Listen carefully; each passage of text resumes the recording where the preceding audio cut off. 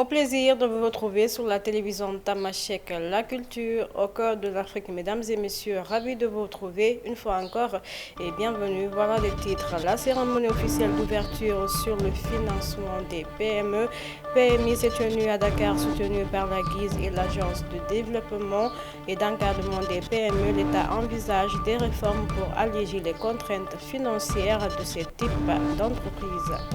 La 14e édition du Salon international des industries et techniques agroalimentaires s'est ouverte à Dakar. Cet événement qui va se tenir du 29 au 31 octobre a pour thème Cultiver l'avenir, innovation et durabilité pour l'industrie agroalimentaire prospère a connu 1000 visiteurs. En prélude d'Octobre Rose, l'Association des femmes de l'Office national de l'assainissement du Sénégal a organisé ce mardi une journée de sensibilisation sur les cancers. À cette occasion, 105 femmes ont bénéficié de bons de dépistage du cancer offerts par l'ONAS. C'était tout pour les sommaires. Ravi encore de vous retrouver et bienvenue à tous.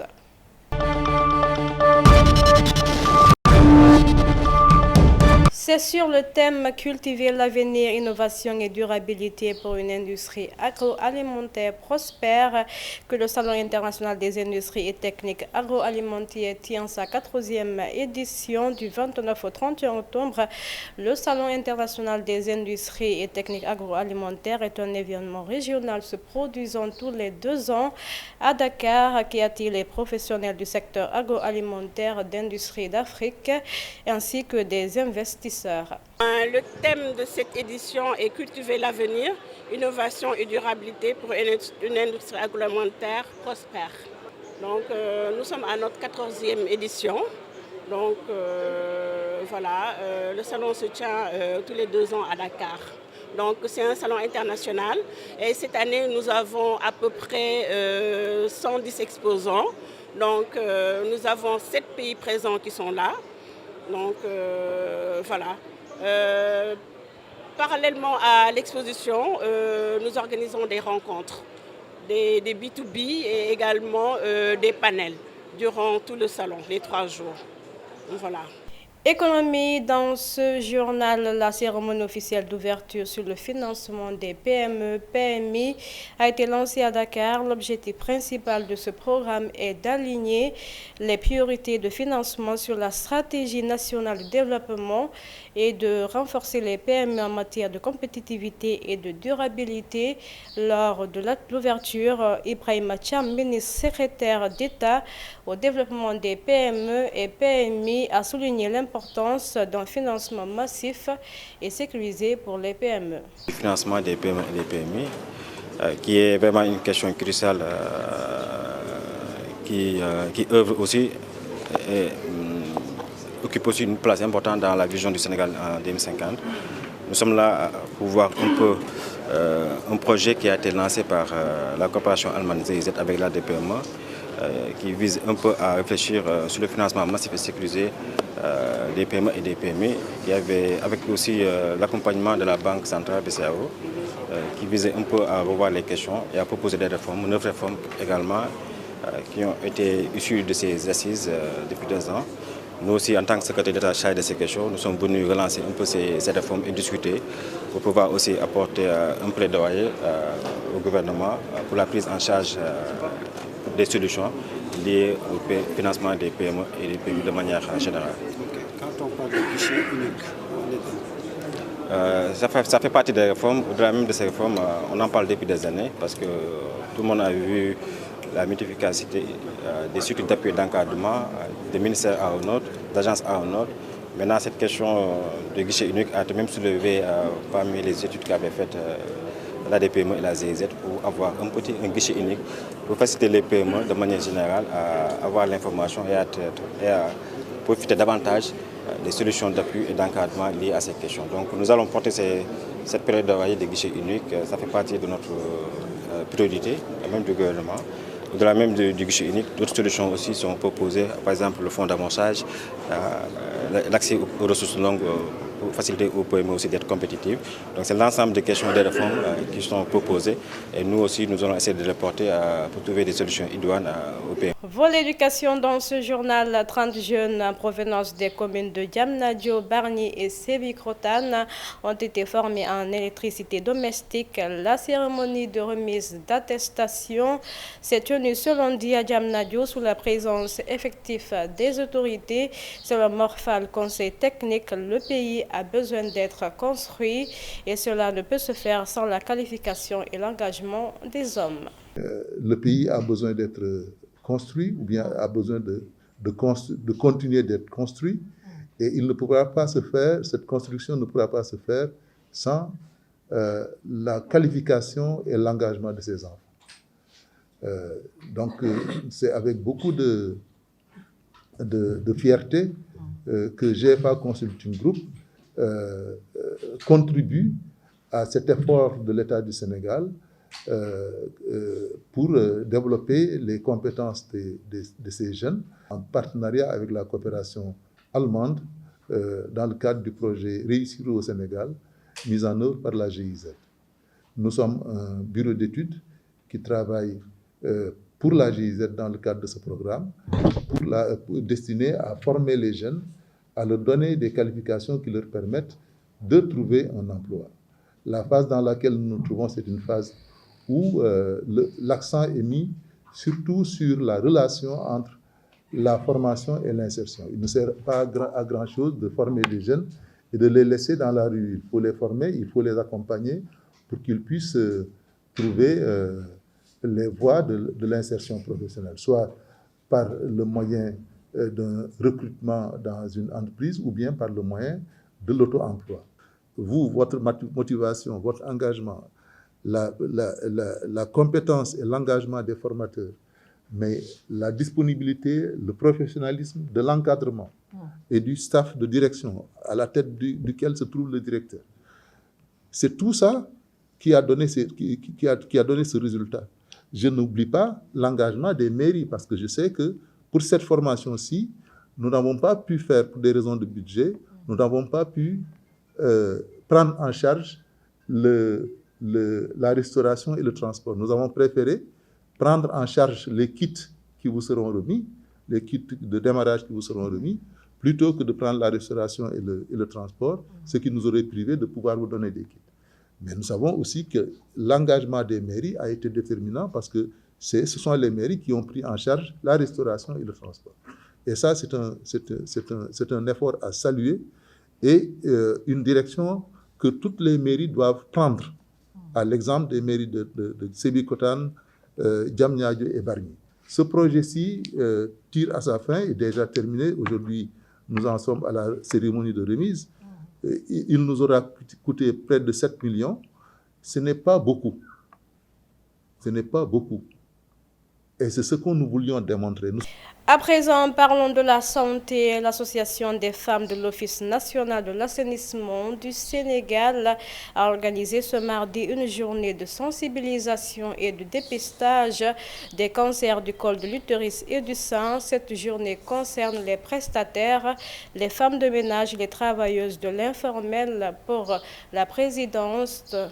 la présidence de l'Association nationale des femmes de l'ONAS, cette initiative vise à aider leurs sœurs et les collègues dans la prise en charge de leur santé. aussi bés bi ba mën a def campagne dépistage des cancers, cancer ween ak cancer col de l'utérus parce que dañu seet ne mu ngi gaañ suñuy sœur yu bëri ci Sénégal ak ci àdduna wërngal képp. Liska présidente bi nee na mu ngi xool ne kii bi cancer bi mu ngi def des dégâts yoo xamante ne kenn xamul nu mu toll. léegi pour éviter loolu ñun ñu ne dañuy jël nos devants jàppale suñuy sœurs prestataires suñuy sœurs techniciennes de surface ak ñi nga xam ne ñooy jaay ci alentour ONAS ñu jàppale leen à se dépister. bu ñu leen dépister ba pare ñu def panel boo xamante ne dañ leen di sensibiliser waxtaan ak ñoom wax leen nu ñuy saytoo seen yaram que duñu xaar ba maladie bi ñëw ñuy soog a jóg dem seeti docteur déedéet da ngay palpé wu da ngay xool dem xooli ji bu ñu la xoolee ba pare bu fee dañu gis jàngoro bi équipe médicale bi mu ngi fi dinañ la accompagner sensibiliser la wan la noo war a def ba malade feebar bi du yegg fi mu war a yegg parce que yenn saa yi dañ koy ragal mais jarta ragal da ngay dépisté wu teel a xam lu la dal bu la dalulee nga gën a moytu bu la dalee ñu jël ay matukaay pour jéem la jàppale ci jàngoro ba nga xam ne du yegg fa mu war a yegg 65 femmes la ñuy jàppale pour ñu dépisté wu parce que coût bi dafa cher te mënuñu ko jël en charge parce que bu ñu jëlee seen salaire li ñuy am bëgg si dem dépisté wu du sotti léegi ñun tamit comme am nañ prise en charge médicale ñu jàppale leen ñoom à se prendre en charge ñu jàppale leen ci frottis bi ak ci mammographie bu ko defee ñoom duñ ko yëg te ñu ngi leen di gërëm di leen sant parce que ñoom tamit bi ñu leen oowee dañu ñëw wuyu si répondre à notre invitation duñu gërëm te gërëmuñu waa Solabsen rajo analyse bi nga xam ne ñoo déplacé seen oto ñëw jàppale ñu si bés bi pour ñu mën a defaral suñu jigéen ñi dépistage ak RMZ laboratoire mobile ñoom tamit bi ñu leen oowee malgré que yëf yi jàmpoon na mais dañ see jàpp jox ñu bés pour que ñu mën a def suñu. Campagne électorale pour les législatives, une des véhicules de la caravane de la coalition Sam Sakadou a pris feu ce mardi à Thiès. La voiture a été partiellement consumée grâce à l'intervention rapide des sapeurs-pompiers. Abdoumbo souligne que la coalition Sam Sakadou souhaite que la justice fasse son travail pour élucider les circonstances de cet incident. Li nga xam ne moom mooy caravane ci coalition Sàmm Sa Kàddu bi nga xam ne investi yi ak ñi nga xam ne sax duñu ay investi yi nekk au niveau de la coalition la tête de liste départementale bu Sàmm Sa Kàddu Moustapha Mbaye nekk nii ak ñoom président Abdoulaye Dièye ñoom Hélène Tine ñëpp nekkoon ci coalition bi ñu ànd di def caravane bi ñu demee ba fi ñuy waaj a terminé booru mairie ci wetu tribunal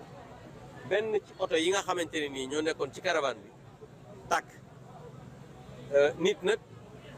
bu seetloo dara ta nga maanu da nga naan am na lu am mooy tàkk na waaye dañu seetlu aussi ci fan yi am ñoo xam ne ñi ngi nekk de l'autre côté ñuy woo nit ñi ci violence di woo nit ñi naan nañu ay armes nañu wutal donc dañuy njort rek ne xanaa du loolu moo xew waaye daal li ñu mën a wax rek mooy dañuy ñaan justice mu def liggéeyam waxtaan nañ ak commissaire bi mu ne dinañu visionner caméra de surveillance yi pour xool exactement lan moo am ñun nag bokkuñu ci homme politique yi nga xam ne bu dara amee rek dañuy wax ne ku jégi la wala ñu commencé di accuser wala di tuumaal ay doomu aadama ñun tuumaaluñu kenn waaye am na lu am mooy oto bu nekk su suñu cortège tàkk na loolu moom am na waaye loolu nag bu amee dañuy ñaan justice def liggéeyam commissariat bi nga xamante ni moo nekk premier arrondissement yónnee na fi ay ndawam man mii waxtaan naa ak moom def nañ constat bi et jàpp nañ ne peut-être dinañ ci leeral ba xam exactement lan moo am. caravane bi mairie lañ ko waroon yem donc ñu ñëw ba tribunal lii am jàpp naa ne nag soo nekkee nit ba tiis dal ko jàpp naa ne li gën a yell mooy nga dellu ba beneen pour mën a àggale li nga xam. Lors de sa campagne à Ngoundiane, le président de la coalition Jàmm ak Njariñ Amadou Ba a tenu un discours devant ses militants et sympathisants. À cette occasion, Amadou Ba demande aux militants de voter massivement pour la coalition pour la majorité à l'Assemblée nationale. di nuyu Marcel dañoo jógee Dakar ànd ma fii Marcel doon ku ma naw ku ma respecté du res comme ni ma respecté ñi ci des mais dafay sunu mag di ñu conseillé moo tax ma beral ko sant ak nuyoo di leen wax ngeen jottali ma nuyoo ak ziar à un homme de dimension exceptionnelle. Monsieur le maire wax tudd ko ko léegi muy le président Moustapha Niasse di nit ku baax liggéeykat man xam nga liggéeykat yi dama leen a bëgg parce que jàpp naa ni lu ñu mën ci def wala lu ñu mën ci wax buñ ci boole wala liggéey dara du dox moo tax Moustapha Niasse li mu defar réew ak fi mu jaar nekk un fonctionnaire de talent un fonctionnaire loyal compétent bu am ay responsabilités très tôt à 25 ans il était directeur de cabinet su ma ñëwee fii dina ko citer un exemple nuyu ko en attendant ñu yegg Nioro fi mu baax fu mu dëkk ñu def ci moom témoignage bi ñu bëgg a def ci moom. May Marcel Pape Sagne yóbbante boobu seen loxo laa ko teg may ñëwaat ci waa Ngoundiane di leen sant tey jii defal ngeen lépp préparé meeting bi toog fi ba waxtu bi ak fi jamono toll koo ko defal bëgg nga ko fonk nga ko koo ko defal am nga ci moom yaakaar moo tax Mbaye Dione faw ñu gën a góorgóorlu pour bu ñu yàlla yóbboo assemblée population yëpp la ñu xool seeni soxla taxaw ci wax ci fexe lu sot xam naa ne nag fii tey gis seen préoccupation ndax Ngoundiane dañ ko xam ci ay carrière muy alal ju bari di génn ñuy ñaan te xale yu Ngoundiane nañ ci am priorité bokkoon na suñu programme présidentiel incha allah bu ñu yàlla yóbbu assemblée dinañu fexe ba fu alal am doomu gox boobu kenn du leen ci ëpp cër waxuma leen des contrats à durée déterminée déedéet néew ma it dafay wañ loxo entreprise yi defal leen loo xam ne dëppawul ak yoon déedéet dañuy xool la nga xam ne moom mooy dëgg la nga xam ne moom mooy yoon li dëppook jamono. Dans le même siège, campagne électorale pour les législatives, le président du Parti républicain pour le progrès Diété Fall en compagnie de Ousmane Sonko, président du PASTEF, lors de son discours appelle à un vote massif pour une écrasante majorité à l'Assemblée nationale.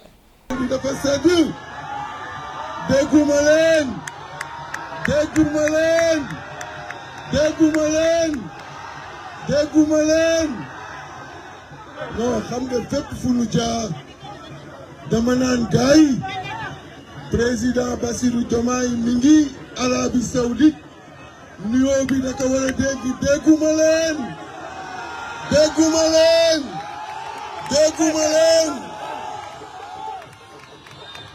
département de Fatick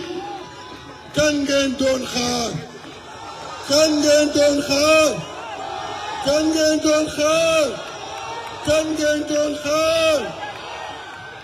hey président Ousmane mais gaa Maroc daanu jaaxle à 15 heures naaj bi tàng jër ngeen génn nii mais affaire bi graaw na mais tàccu leen seen bopp waay mais allez-y jërëjëf gis nañu mobilisation bu exceptionnelle bi ngeen def bi ñu duggee Fatick ba fii tàyyiwu leen ku nekk génn vraiment coalition Pastef amul seen fay ngeen tàcc bu baax kii nga xam ni seen doom la fii la juddoo waajuram bu góor juddoo fi waajuram bu jigéen juddoo fi muy leader ci biir coalition bi di Boubacar Camara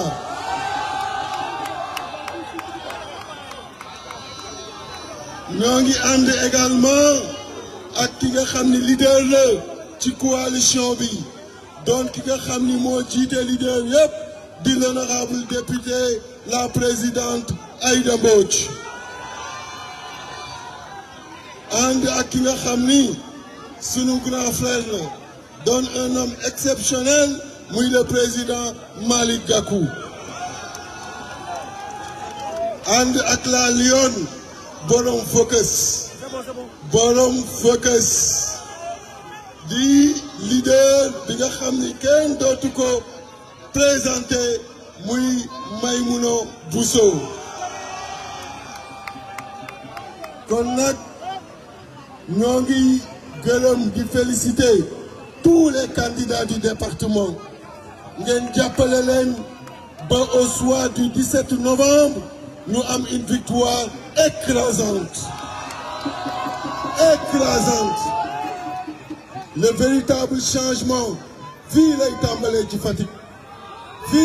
Dans la sous-région en Guinée, les autorités guinéennes ont dissous des dizaines de partis politiques et placé 2 partis majeurs de l'opposition sous observation ce lundi en fin de journée alors que le gouvernement de transition n'a pas encore annoncé de date pour les élections à venir. Au Mali, l'Union européenne et ses membres continuent à suivre avec attention la situation d'urgence provoquée par les inondations dans plusieurs régions du Mali et continuent de porter assistance aux populations. En 2023, l'enveloppe totale de l'assistance humanitaire européenne fournie au total a atteint plus de 128 milliards de francs CFA. En 2024, c'est 21,755 milliards de francs CFA. C'est avec cet élément que nous fermons ce journal. Merci à tous de l'avoir suivi sur la télévision Tabachek, la culture au cœur de l'Afrique. Prenez soin de vous. Au revoir.